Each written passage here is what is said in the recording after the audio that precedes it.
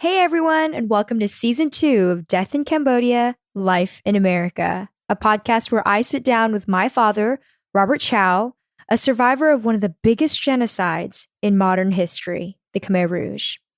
He escaped to America with $10 in his pocket and built a distributing company, one of the largest donut distributors in the US. How exactly did a poor, starving boy from Cambodia build an empire and achieve his American dream? I'm Dorothy, his daughter, and your host for today's episode.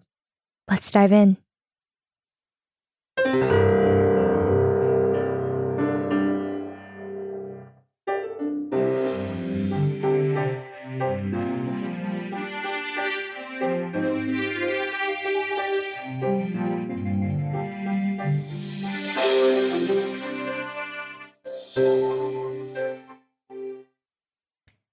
Good morning, everybody, and welcome back to another episode of Season 2, Death in Cambodia, Life in America.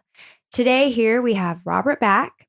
Great. And last episode, we discussed a little bit about the first time that he ever stepped into America. He met his sponsor for the first time, a guy named Bill Hoffman, out in the Oregon area, and he had his first American breakfast. He doesn't know the language yet, but he's willing to learn, and just kind of recalling his first experiences in America. So, Ba, welcome back. Good morning, everybody.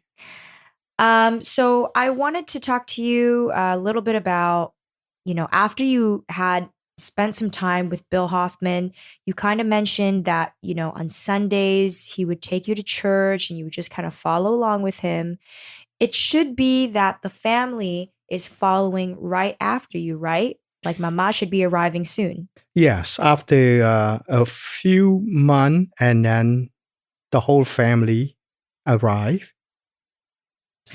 Arrived to Bill Hoffman's place. To Bill Hoffman, it's the same sponsor. Okay, so how did Bill take that? I assume that there probably wasn't a lot of space. Where did you end up? Yeah, I think, to? like I mentioned, he living in mobile trailer home. Trailer home. Yeah. Trailer home.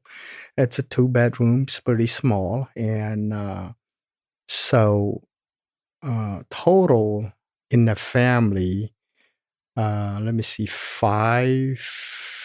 6 total. Brother, sister, and Mama and Yeye. Mm-hmm. Total 6. Mm-hmm. So it was pretty crowded. There's no room, but I think he tried to squeeze the family live in the main house. So then I moved to the barn. I sleep in the barn. Yes, that's right. My father was sleeping in a barn next to chickens and cows and horses and legitimately on a stack of hay.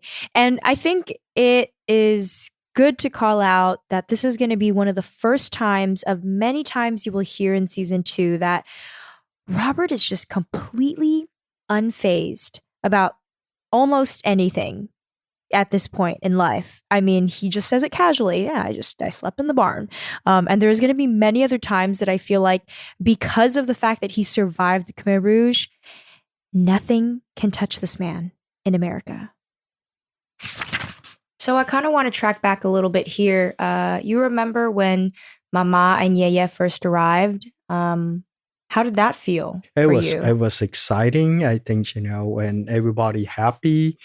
Yeah, but everybody looked pale because I think there's no lack of nutrition. Yeah. I remember my youngest brother, Tony, which is he sorry, passed away about 10 years ago. But he was only 3 months or 4 months old. Yeah. Yeah, when he got to U.S.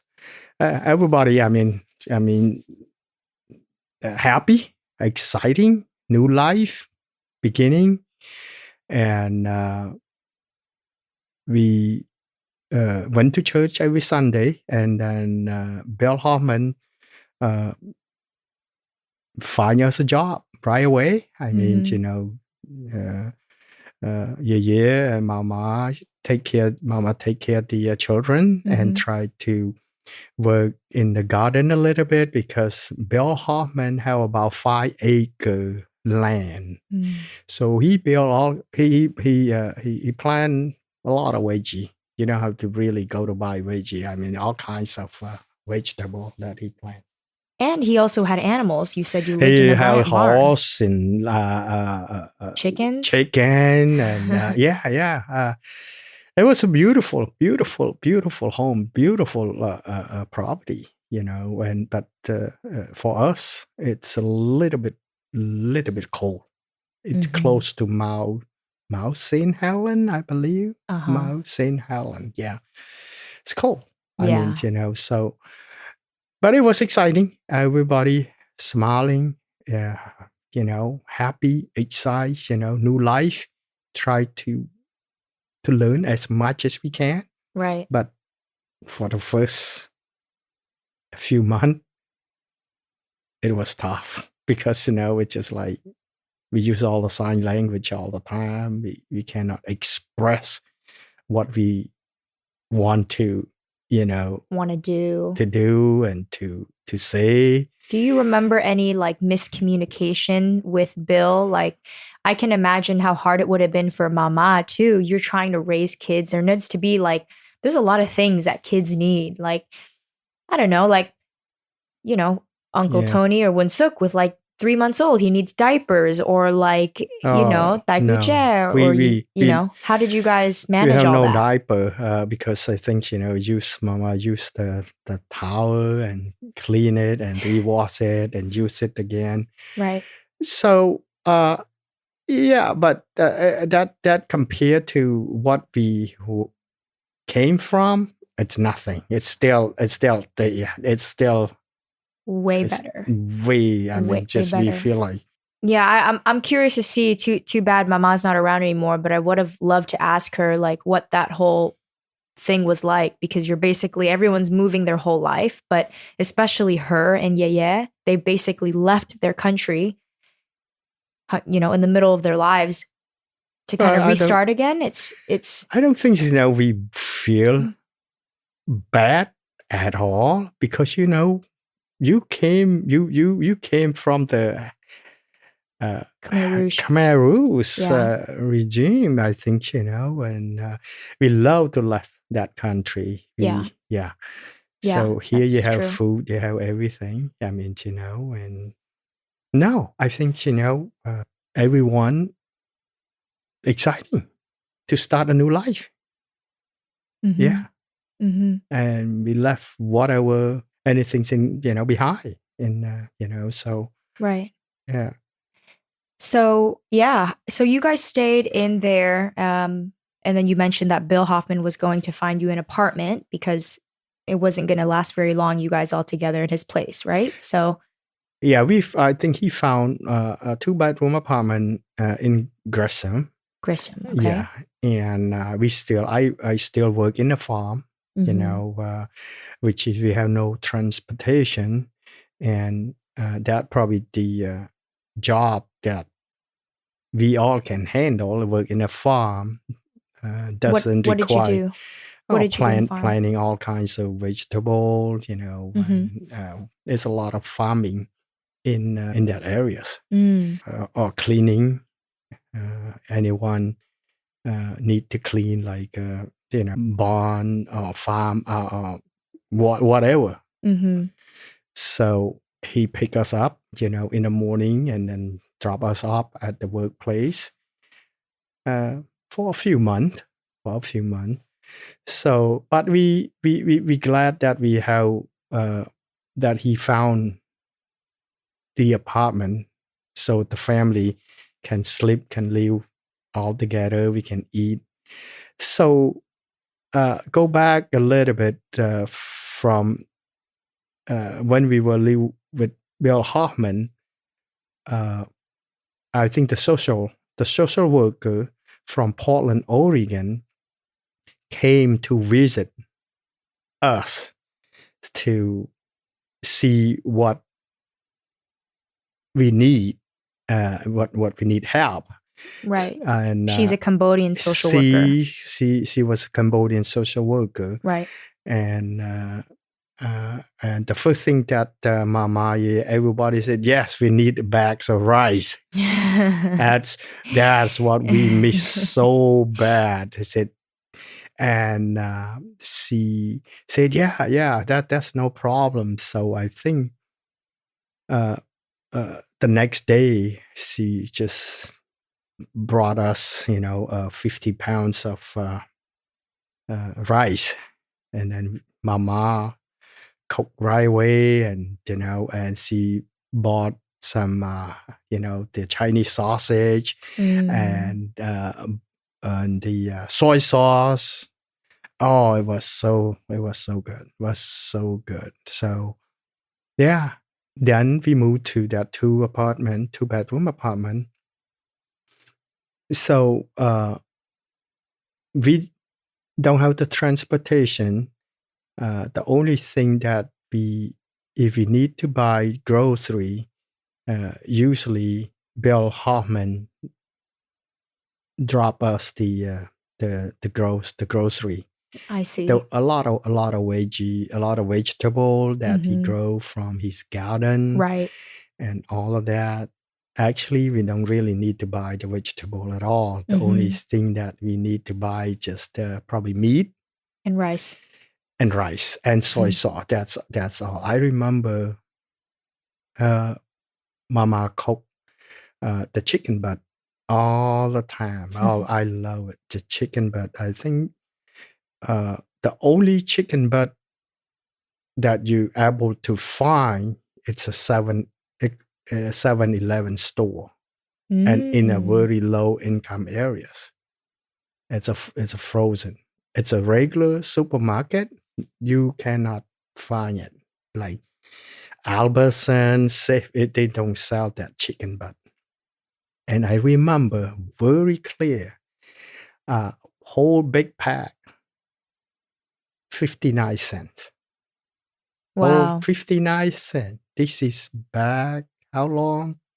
41 years ago. 42 years ago. So 7-Eleven doesn't even sell anything like that anymore. No, I don't think so. So for us, that's a luxury, food. So Bill Hoffman would kind of give you guys some vegetables. He found you guys this apartment in Grisham, which was close to where you guys had your farm work. Right. Right. And he would bring you vegetables when you needed it. And then the chicken butt, he'd pick up from the 7-Eleven. No, we just walk. It's a walking distance. And just pick up some chicken butt. Yeah. And that's what she would make. Yeah. Oh, yeah. All kinds, soup and stir with ginger and all. Oh, great. With steamed rice. Oh my God. Yeah. So you guys stayed in that apartment. You were the only one working, or Yaya was working too? Yeah, probably work off and on. It's in a farm. Right. But later on, Bill Hoffman found me the job in a warehouse the company called Jeffco. Jeffco sell electronic, just like Best Buy today. I see. So he found me the job because of the lack of language. So the only thing that I can do is the janitor or work in a warehouse because I read the number. And at that point, you know how to read numbers, but you just don't know how to speak English. Yeah. Right. And what Jeffco do at that time, if the customer come in to buy some stuff, they got a tube that they shoot that tube with the invoice to the back of the warehouse. It's a big, just like probably bigger than Best Buy. Right. Shoot that tube to the warehouse. So I pick up that tube, that invoice, and open it, and then they tell you what slot, what aisle, what item, the number. Mm-hmm. That's all you need to learn. So I pick up that item and then put in the called rolling wheel that you can just press it as a roll the item to the front. Right. That's my first job. So I walk, to work, which is fine. But in the winter time, it's a little bit tough because snow, because it's so cold. I found a bike behind that. I went to work that morning, a walk, and then the bike they threw away in a trash can. It's an old bike, but it's still working. Behind the trash can somewhere. Behind the trash can at Jeffco? Jeffco. Oh, wow. Yeah, it's a lot of stuff. They threw it away. And that bike, it was old. It's an old bike, but it's still working.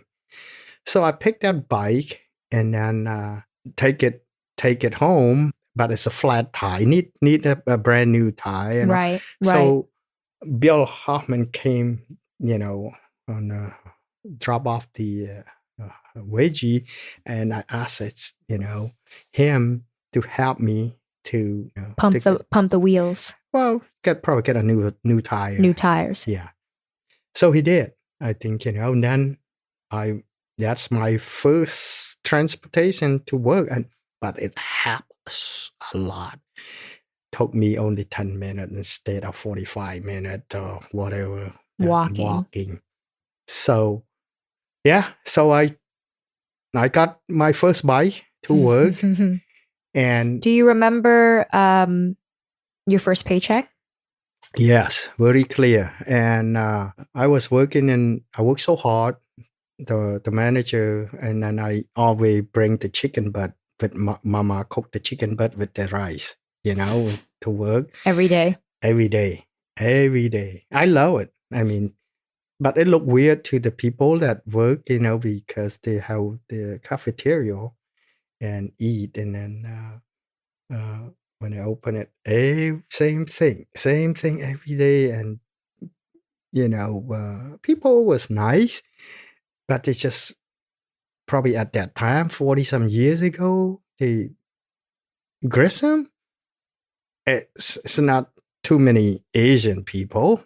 I mean, and this guy works so hard and eats same thing. What if they just doesn't speak English? Doesn't speak much, a couple word of English, and then see, and they wonder, what you eating every day is just the same thing, And one guy came in, I said, try it, chicken butt. I said, huh? He opened. I can tell the expression in his face. Chicken butt, And where do you even find that? I can't even find it at the grocery store. Right. So he didn't try it. So, but so next day, so I make a few friends that try to speak English. And at that point, what did you know how to speak? Oh, well, a few words. I mean, good morning, goodbye, hi, good, bad, 1, 2, 3, 4. Yeah, all of that. So the manager was nice. So he know that I'm working so hard and all of that. One day he asked me, he said, you want to be a janitor cleaning the bathroom and all that? You can pay a little bit more. I said, oh, yeah. How did you understand him when he said that? Oh, yeah. Well, I think, janitor, yeah, you learn fast when you were young, Mm-hmm. So, and you're there every day and you're trying to use the words. Yeah. And then you're watching TV, Mm-hmm. At that time, I'd been in the state for almost 6 months, 6-7 months already. Mm-hmm. So I speak a few words. So yeah, I got promoted to a janitor, and pay $3.25. So you didn't work both jobs. You worked. You went from working at the warehouse then to working as a janitor. A janitor. I see. Yeah. So, ooh, janitor, huh? Janitor. Oh, yeah. So clean, good, and All the restrooms. All the restroom. You remember? Outside the warehouse and all of that. That must not be too pretty. Yeah. Well, that's okay. I mean, the main thing, I'm just look at, hey, from $2.85 to $3.25. Man, that's awesome. That's a lot of money. That's a lot of money. Yeah, the first paycheck, I believe they pay every Friday. Every Friday. So I got the check.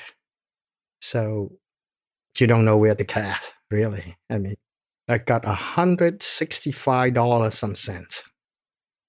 That's a lot. Back then. Yeah.